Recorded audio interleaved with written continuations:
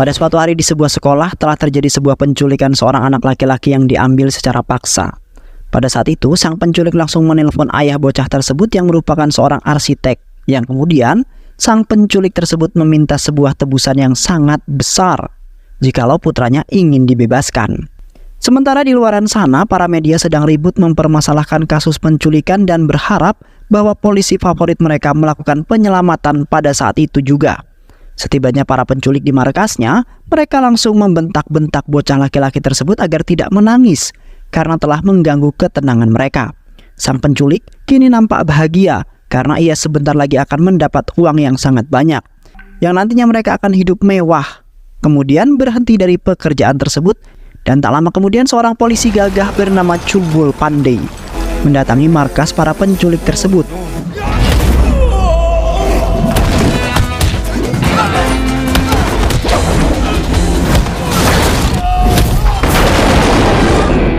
Hingga akhirnya, dua orang penculik pun menyerahkan diri sementara yang lainnya berhasil melarikan diri. Ketika Chulbul dan bocah kecil itu keluar dari markas para penculik, mereka langsung disambut oleh awak media yang sudah menunggu Chulbul yang menjadi idola mereka untuk diwawancarai. Pada saat itu Chulbul mengingatkan orang tua bocah tersebut agar terus mengawasi putra mereka dan selalu memperhatikan orang-orang sekitar yang nampak mencurigakan. Dan setelah itu, Chulbul melanjutkan pekerjaannya untuk mengusut para penculik tersebut. Sementara orang-orang nampak bahagia karena pahlawan mereka telah melakukan beberapa penyelamatan untuk melindungi kota mereka. Di samping itu, Chulbul tinggal bersama istri tercinta bernama Raju, serta saudara tiri dan ayahnya yang sudah lansia, di mana keluarga mereka hidup dengan sangat harmonis tanpa adanya perselisihan di antara mereka, yang kemudian membuat Chulbul semakin betah walaupun ia belum juga mempunyai momongan sampai saat ini. Chulbul dan Raju sudah berusaha untuk memberikan seorang cucu untuk ayah tercintanya, yang pada saat ini ibunya Chulbul sudah meninggal dunia karena terjangkit sebuah penyakit yang sangat berbahaya, sehingga saat ini ayahnya menjalani kehidupannya dengan menduda sampai tua nanti. Selain itu juga, Chulbul telah menjadi sorotan orang-orang sebagai polisi yang paling bijaksana dan juga sangat gagah. Alhasil, Chulbul pun langsung ditunjuk untuk mengambil alih kantor polisi setempat di kota Kanpur. Pada saat itu Chulbul lagi-lagi mendapati sebuah masalah di kotanya yang tidak berhenti-henti, di mana telah terjadi sebuah kecelakaan yang mengakibatkan sang korban tewas, yang pada saat itu ditembak oleh dua orang preman. Chulbul akhirnya turun tangan untuk mengatasi masalah tersebut karena istri sang korban telah membentak kepolisian agar secepatnya untuk mengusut masalah tersebut. Kemudian Chulbul beserta pasukannya langsung menghampiri dua preman itu yang sedang bersantai di sebuah kedai. Awalnya, Chulbul secara halus mendekati mereka berdua agar tidak mencurigai maksud dan tujuan Chulbul menemui mereka. Dan seketika, Chulbul langsung membunuh salah satu preman tersebut hingga terjadilah adu tembak yang ternyata di sana adalah tempat di mana para preman-preman itu untuk menongkrong. Terlihat Chulbul melawan belasan preman itu sendirian yang akhirnya preman-preman itu pun akhirnya kalah. Sedangkan salah satu preman yang berambut gondrong berhasil melarikan diri. Setelah itu, Chulbul mengingatkan kepada semua anggotanya bahwasanya Chulbul akan memberantas semua kejahatan yang terjadi di kotanya itu. Karena Chulbul sangat tidak ingin semua orang yang berada di kotanya merasa tertindas ataupun merasa tersiksa. Chulbul berjanji bahwa ia akan memastikan tidak akan ada sebuah kejahatan yang berlaku di kota tersebut semasa Chulbul masih hidup. Selain itu juga Chulbul merasa berhutang budi terhadap semua orang yang sudah menghormati dirinya. Sampai-sampai ada yang mengidolakan Chulbul kemudian menganggapnya sebagai seorang pahlawan kota. Di sebuah kuil persembahan terlihat seorang gangster sekaligus politisi bernama Thakur sedang melakukan persembahan bersama putranya. Sementara itu, ramai sekali orang-orang yang sempat kesal terhadap Thakur karena selalu saja membuat onar. Selain itu juga Thakur telah menyalahgunakan jabatannya untuk melakukan beberapa kejahatan yang membuat orang lain tertindas, di mana Thakur hanya memikirkan kehidupannya sendiri dan selalu saja melakukan sebuah bisnis secara ilegal. Namun mirisnya, belum ada yang berani menghentikan kejahatan tersebut karena sebagian besar polisi ada yang disuap agar tidak merusui kejahatannya sampai saat ini. Sementara itu Thakur juga akan mencalonkan dirinya dalam partai politik agar namanya semakin tersohor.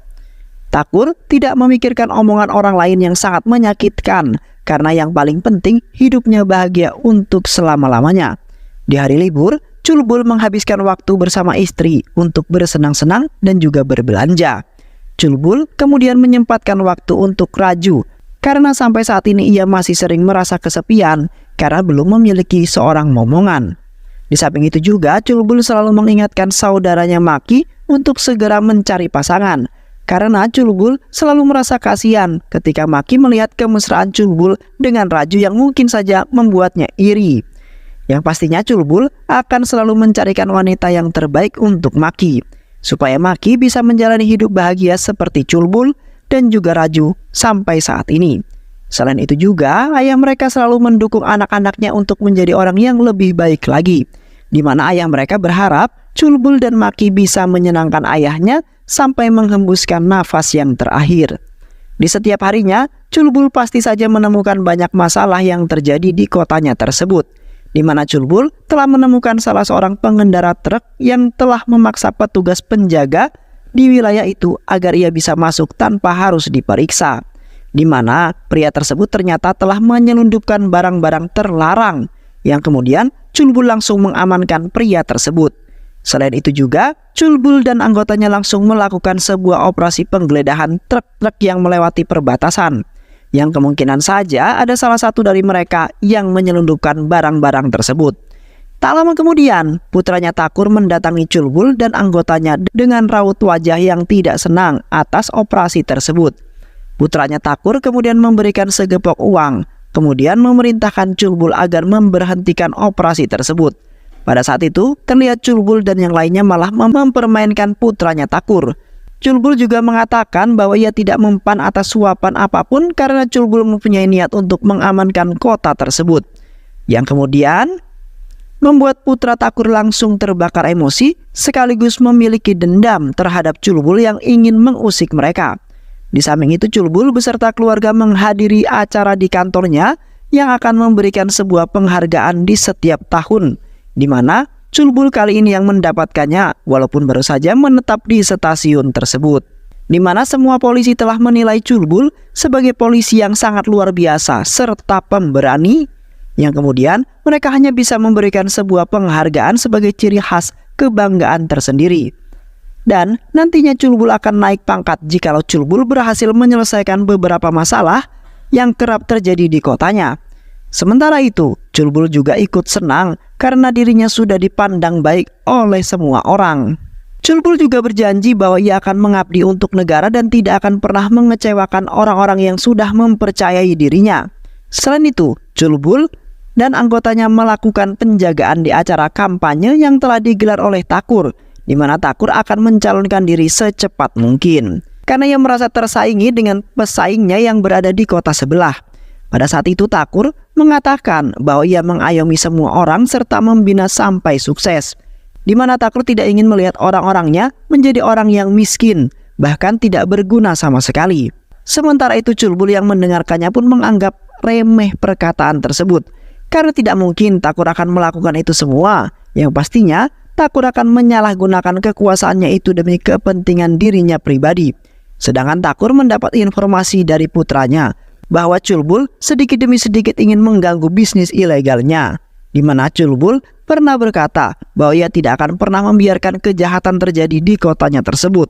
Sontak Thakur pun merasa tidak menyangka dengan perkataan Chul Bul yang nampak seperti kebenaran. Namun Thakur tidak akan membiarkan itu terjadi pada dirinya tentunya, di mana Thakur akan mengembangkan bisnis itu sampai menjadi kaya raya, kemudian membantai si Chul Bul. Di malam harinya Chul Bul beserta atasannya menghadiri acara yang digelar oleh Thakur. Di sana Thakur dan yang lainnya merasa sangat kaget setelah kedatangan Chul Bul yang menjadi musuh mereka, yang padahal Thakur sangat benci sekali karena di waktu itu telah mengusik bisnisnya.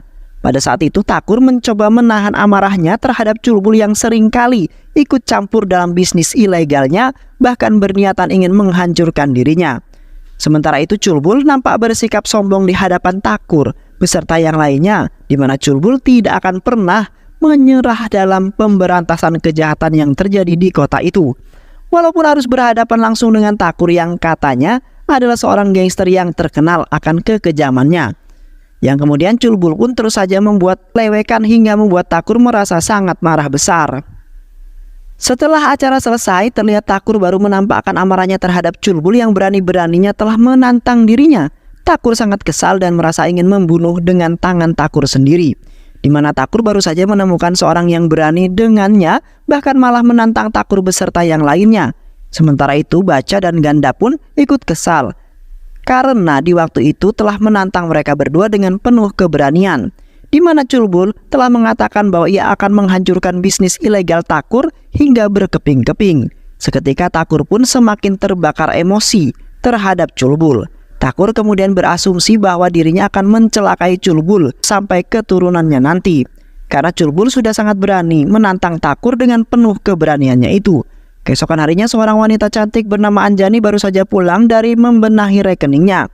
Pada saat itu ia tiba-tiba saja digoda oleh Genda yang terus-terusan menggoda dirinya serta ingin menikahi Anjani.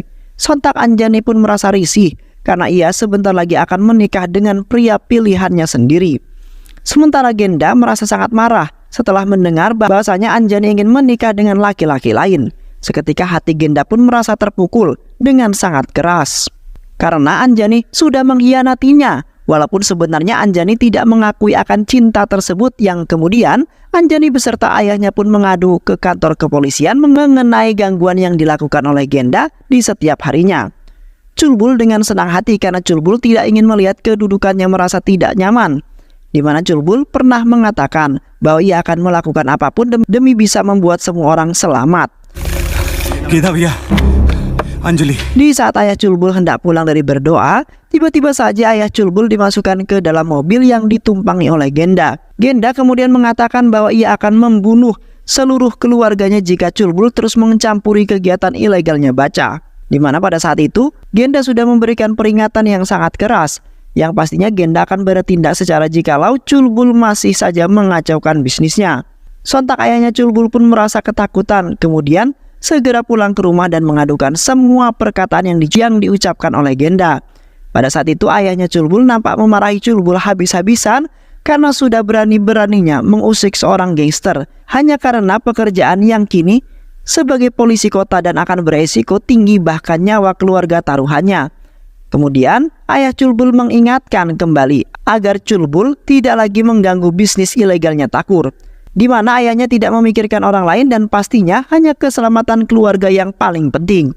Namun Culbul di saat itu tidak mendengarkan perkataan ayahnya sama sekali dan berniatan ingin terus menghancurkan bisnis ilegalnya Thakur. Beberapa hari kemudian acara pernikahan Anjani pun digelar dengan sangat meriah sekaligus ramai. Tiba-tiba saja Genda beserta anak buahnya langsung mendatangi Anjani dan ingin membatalkan pernikahan tersebut, yang kemudian Genda pun menggeret Anjani untuk pergi dari sana dan menikah dengan Genda untuk selama-lamanya. Beruntungnya pada saat itu Culbul datang tepat pada waktunya menyelamatkan Anjani. Terlihat di sana Genda telah mempermainkan Anjani di pernikahannya. Culbul kemudian meminta kepada Genda untuk pergi meninggalkan pekerjaannya itu karena sudah meresahkan orang banyak. Awalnya Genda menceritakan semua alasan yang membuat dirinya berada di posisi saat ini. Namun Genda menolak perintah tersebut, kemudian malah terus-menerus menghina Culbul yang tidak-tidak. Culbul kemudian menunjukkan semua kemampuannya di hadapan Genda yang telah menantangnya, hingga pada akhirnya Culbul telah mematahkan leher Genda hingga tewas dengan seketika. Sontak semua orang yang berada di sana pun ikut turut berduka cita. Di samping itu, Culbul menemui ayahnya yang berada di taman sedang menyendiri. Pada saat itu ayahnya mengatakan bahwa ia sangat kecewa terhadap Culbul yang tidak mendengarkan perkataan ayahnya, di mana ayahnya tidak ingin keluarganya mendapat masalah yang nantinya akan adanya kejadian pembunuhan. Namun pada saat itu Culbul hanya meminta maaf kepada sang ayah bahwa di waktu itu ia tidak bisa mengendalikan emosinya. Selain itu juga Culbul mengatakan bahwa ia rela meninggalkan rumah jikalau ayahnya masih saja melarang dirinya dalam menjalankan pekerjaannya tersebut. Dan setelah itu Culbul meninggalkan ayahnya sendiri dengan penuh emosi. Sementara itu Culbul mendapat kabar yang sangat baik sekali mengenai Rajo yang kini telah hamil. Seketika Culbul sangat senang sekali karena sudah sekian lama ia baru diberi seorang keturunan. Yang kemudian Culbul akan menjaga istrinya setiap hari dan selalu memberikan waktu luang sampai masa persalinan.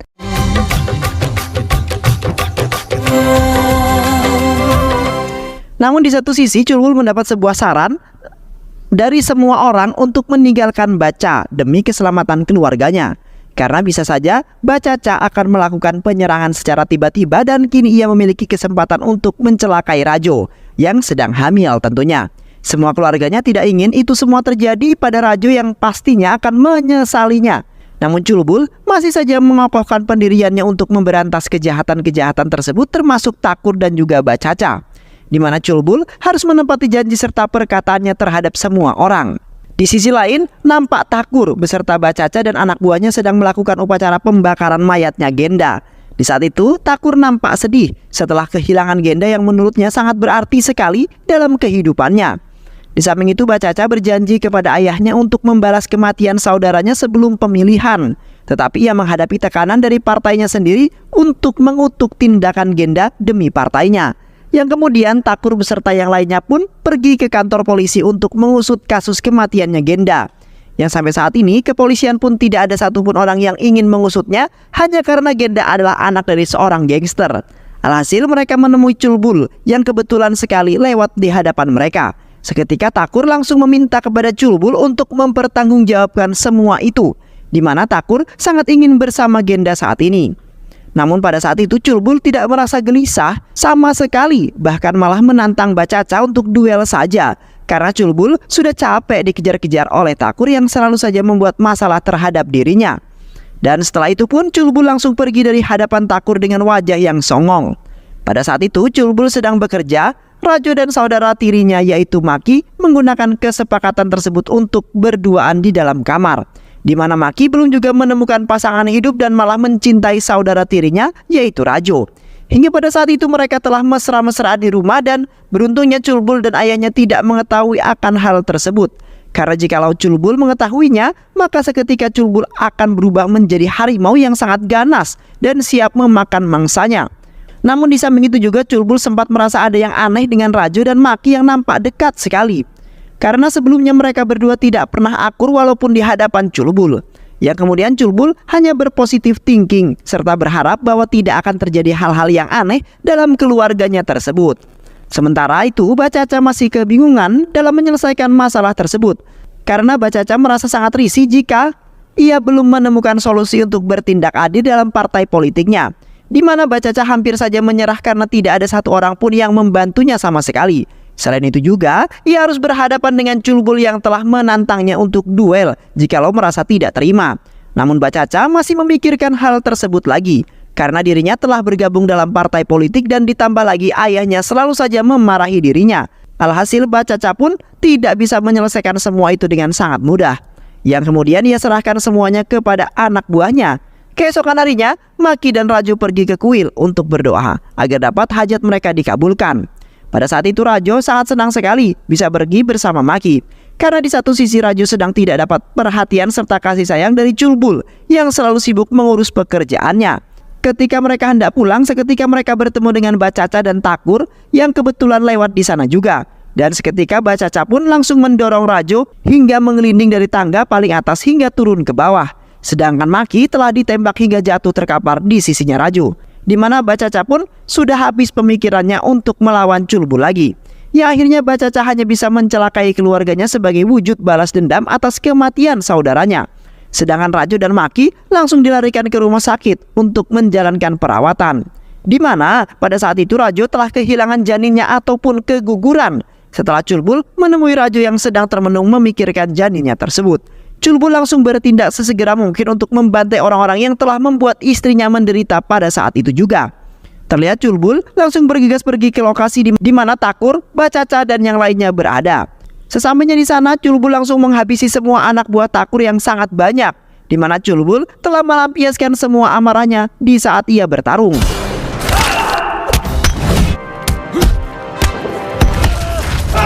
Alhasil Culbul pun berhasil menghabisi orang-orang yang berusaha ingin menghalanginya untuk mengajar Takur. Hingga pada akhirnya Culbul pun duel maut dengan Bacacan yang sudah siap siaga untuk melawan. Namun pada saat itu pun, Bacacan malah kalah melawan Culbul yang padahal sudah terluka parah, di mana Culbul masih mengingat akan penderitaannya Raju yang sangat sakit. Yang kemudian Culbul pun langsung menghabisi Takur dengan menembaknya hingga tewas. Dan setelah itu pun, Culbul beserta anggotanya kembali untuk menyambut kemenangan Culbul yang ternyata telah mewujudkan perkataannya sendiri. 1 tahun kemudian, terlihat Raju sudah melahirkan anaknya yang kedua, di mana pada saat itu telah membuat Culbul sangat bahagia. Yang kemudian mereka semua pun membuat foto kenang-kenangan untuk bayi pertama mereka. Dan akhirnya keluarga Culbul dan Raju pun hidup bahagia selamanya setelah kedatangan anak yang kedua mereka. Dan film pun selesai. Baik sahabat, itu alur cerita film kali ini. Mudah-mudahan sahabat semua terhibur dengan alur cerita film kali ini. Sehat selalu. Wassalamualaikum warahmatullahi wabarakatuh.